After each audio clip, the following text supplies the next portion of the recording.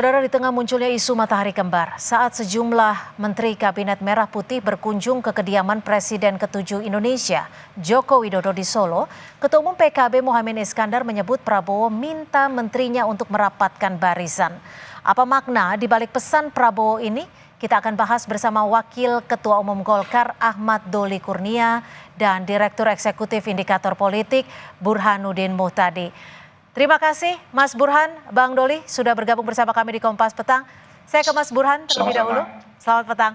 Mas Burhan, ini setelah menteri-menterinya banyak berkunjung ke Solo, ke kediaman Pak Jokowi. Prabowo berpesan lewat PKB melalui Caimin. Ini untuk menjaga solidaritas. Apa sebenarnya yang Anda baca? Ya, pertama kalau dari sisi timing sebenarnya wajar ya. Menteri-menteri apalagi mereka yang pernah menjadi anak buah Pak Jokowi itu melakukan silaturahmi di bulan Syawal pasca Lebaran. Jadi cuma memang menjadi isu yang ramai di publik karena bagaimanapun presiden yang sedang berkuasa adalah Pak Prabowo dan kemudian ada pernyataan politically incorrect dengan mengatakan Pak Jokowi adalah bos saya. Ya, padahal kita tahu bos beliau sekarang adalah Pak Prabowo. Nah, ini yang kemudian memicu sinyalemen berkaitan dengan matahari kembar. Tetapi kan cuma ada satu nama itu menteri yang menurut saya slip of tongue ya dengan menyebut Pak Jokowi sebagai bos. Meskipun mungkin maksudnya adalah mantan bos, tetapi disampaikan di saat presidennya sudah berganti, itu jelas kurang tepat dan karenanya memicu debat di televisi dan media sosial bahwa seolah-olah masih ada matahari lain selain Pak Prabowo. Padahal kalau kita mengacu pada Undang-Undang Dasar 45, itu presiden sekuat apapun, sepopuler apapun, setelah selesai masa jabatannya itu tidak punya presidential power. Presidential power itu ada di tangan presiden resmi yang sudah dilantik dengan berbagai macam kekuatan dan kewenangannya.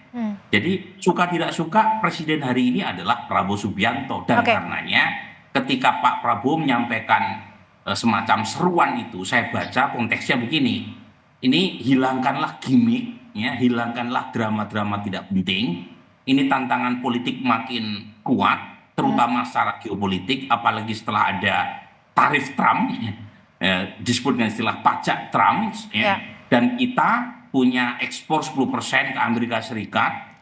Dan kalau misalnya kita tidak hati-hati, kita seperti pelanduk yang mati di tengah pertarungan antara dua gajah. China dan tapi gini Mas Burhan, kalau pesan yang disampaikan kepada Caimin itu kan begitu jelas, rapatkan barisan. Apakah ini artinya ada indikasi yang tidak rapat atau ada indikasi keretakan di antara para menteri atau bagaimana? Ya, lagi-lagi ini kan soal perspektif ya. Kalau perspektif mereka yang mencurigai bahwa memang ada matahari kembar, disinyalir ada menteri-menteri yang bermain dua kaki gitu ya. Tetapi kalau perspektifnya lebih positif, ya ini kaitannya dengan tantangan geopolitik tadi. Jadi di tengah situasi sekarang, Lebaran juga sudah selesai, halal bihalal juga sudah selesai, kecuali ada motif lain gitu ya. Ya sebaiknya menteri-menteri itu segera merapatkan barisan untuk menghadapi tantangan yang tidak ringan. Ini luar biasa loh, sudah beberapa bulan terakhir kita mengalami deflasi. Saya ke Bang Doli. Kalau Bang Doli melihatnya gimana? Apakah memang hanya geopolitik kaitannya atau ada hal lain? Kalau Golkar sendiri? Saya kira itu pesan biasa saja sebagai seorang presiden ya kepada jajaran kementerian maupun partai-partai politik pendukungnya gitu ya. Bahwa memang pemerintahan ini harus solid, harus tetap didukung.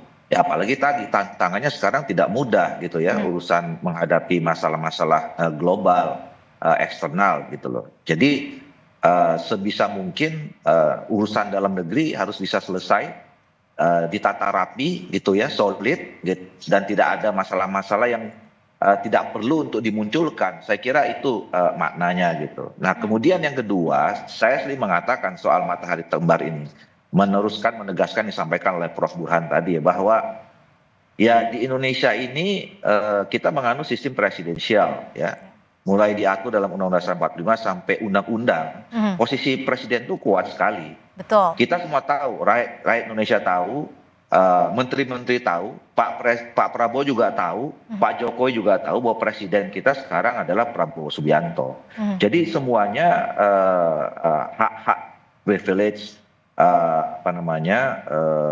kewenangan yang penuh itu untuk menjalankan pemerintah sebagai kepala negara maupun kepala pemerintahan itu ada di Pak Prabowo. Nah, memang betul tadi persoalan silaturahim itu nggak ada yang bisa yang larang.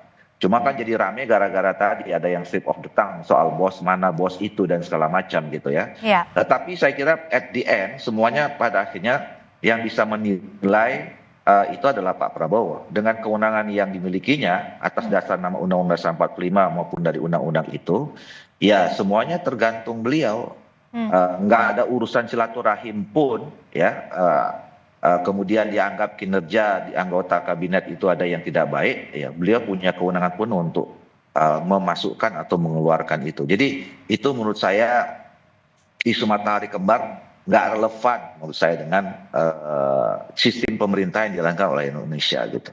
Oke, Mas Burhan, kalau sebelumnya kan sempat ada yang menyebut Pak Jokowi adalah bos saya, tapi beberapa waktu kemudian memberikan dukungan kepada Pak Prabowo untuk maju di Pilpres 2029. Apa yang Anda baca? Iya, lagi-lagi slip of the tongue ini sebaiknya jangan terulang ya, karena itu menimbulkan kegaduhan yang tidak perlu. Meskipun kemudian sudah diklarifikasi oleh menteri yang bersangkutan, apalagi kemudian muncul statement bersama dari menteri yang tergabung di PAN bahwa Partai Amanat Nasional akan komit untuk mendukung Pak Prabowo, itu mungkin bisa dibaca sebagai peneguhan sikap atas loyalitas yang tak terbagi ya kepada Pak Prabowo. Jadi kira-kira daripada menimbulkan polemik sekaligus kecurigaan bahwa menteri dari PAN itu punya loyalitas ganda, sekalian saja disebutkan meskipun pemilunya masih jauh, masih 4 tahun ke depan, itu disebut ya, capresnya masih Pak Prabowo, sementara untuk cawapres masih dibicarakan di lain waktu.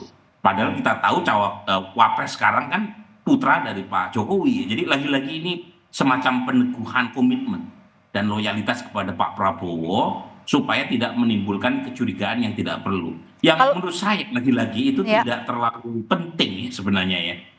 Masa ada menteri yang melakukan pembangkangan secara terbuka, itu kan aneh. Pakai logika aja. Jadi Tapi kan yang bicara soal bos saya itu nggak cuma satu menteri, Mas Burhan. Iya, coba kita pakai logika. Yang punya power adalah Pak Prabowo. Kemudian datang ke Pak Jokowi sambil mengatakan Pak Jokowi bos saya, sementara presiden sekarang adalah Pak Prabowo. Itu kan namanya bunuh diri. Nggak ada politisi yang konyol atau bodoh. Dugaan saya ya slip of the tongue. Kecuali kalau menterinya memang konyol, pengen di reshuffle atau pengen menunjukkan bahwa partainya tidak loyal kepada Pak Prabowo. Sekuat apapun presiden di muka bumi ini, kalau sudah lengser, itu wahyu ke Prabowo-nya udah hilang. Secara real politik ini. Jadi sekuat apapun, nggak usah jauh-jauh. Baru saja Duterte. Duterte itu approval ratingnya jauh di atas Pak Jokowi, 95% orang yang puas pada saat dia menjadi presiden. Jadi Anda mau mengatakan bahwa ketika slip of tongue, selanjutnya didukung dengan memberikan dukungan gitu ya? Ini poin saya belum selesai. Oke, silakan Mas Burhan. Bahkan Duterte 95%, approval Pak Jokowi sebelum lengser 75%. Selisihnya 20% approval ratingnya itu. Tapi setelah Duterte nggak jadi presiden, ternyata ya popularitasnya hilang. Bahkan anaknya ketika menjadi wapresnya bongbong sekarang menghadapi article of impeachment di Filipina. Jadi menurut saya ya kalau kita bicara real politik, itu apa yang kemarin disampaikan itu slip of tongue gitu ya. Karena kemudian diakui dan konyol kalau kemudian mengatakan bos saya Pak Jokowi, sementara dia anak buahnya Pak Prabowo, kecuali kalau menterinya konyol beneran gitu. Gimana Bang Doli, kalau kesulitan di antara menteri, kalau Golkar melihatnya bagaimana sih? Apakah memang ini ada realitas koalisi yang sudah bergeser pergerakannya? Saya kira tidak ya, sampai sejauh ini koalisi pendukung Pak Prabowo sangat solid baik di pemerintahannya dengan anggota kabinetnya dan kemudian juga di DPR. Itu bisa kita lihat dan kita rasakan sampai hari ini.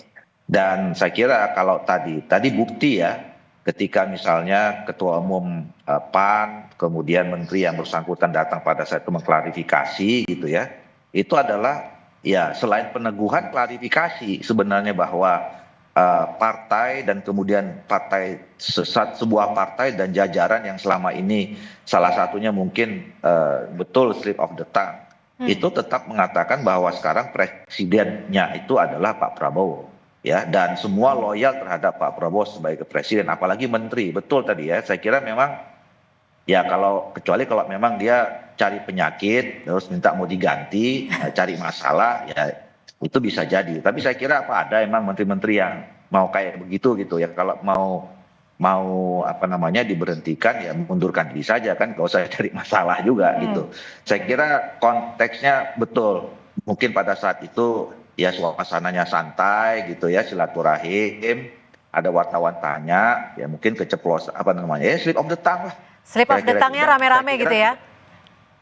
Enggak, seingat saya cuma 2. Ya, seingat saya cuma 2 yang menyatakan seperti itu. Dan kalau itu direpresentasikan mereka wakil dari sebuah partai politiknya sudah menegaskan dan mengklarifikasi soal itu. Oke, Mas Burhan, lalu kenapa pesan untuk menjaga soliditas, untuk merapatkan barisan ini disampaikan Pak Prabowo melalui PKB?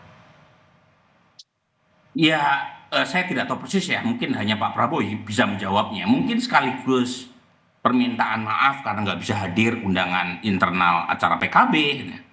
Tetapi bisa juga kita baca, lagi-lagi namanya politik kan nggak bisa diverifikasi ya, karena kita tidak tahu apa maksud sebenarnya. PKB ini kan lawan politik Pak Prabowo, Gibran, ya di Pilpres kemarin.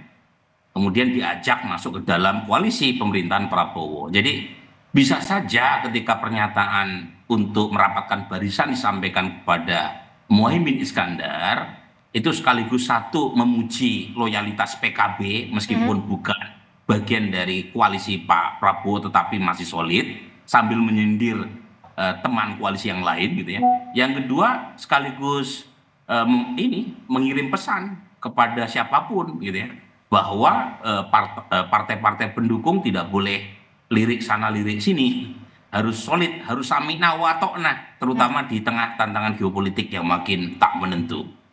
Oke, jadi memang ada pesan khusus sebenarnya dari Presiden kepada para menterinya. Terima kasih Mas Burhanuddin Muhtadi dan juga Bang Ahmad Doli Kurnia sudah berbagi perspektif di Kompas Petang. Selamat sore. Selamat Sore, terima kasih.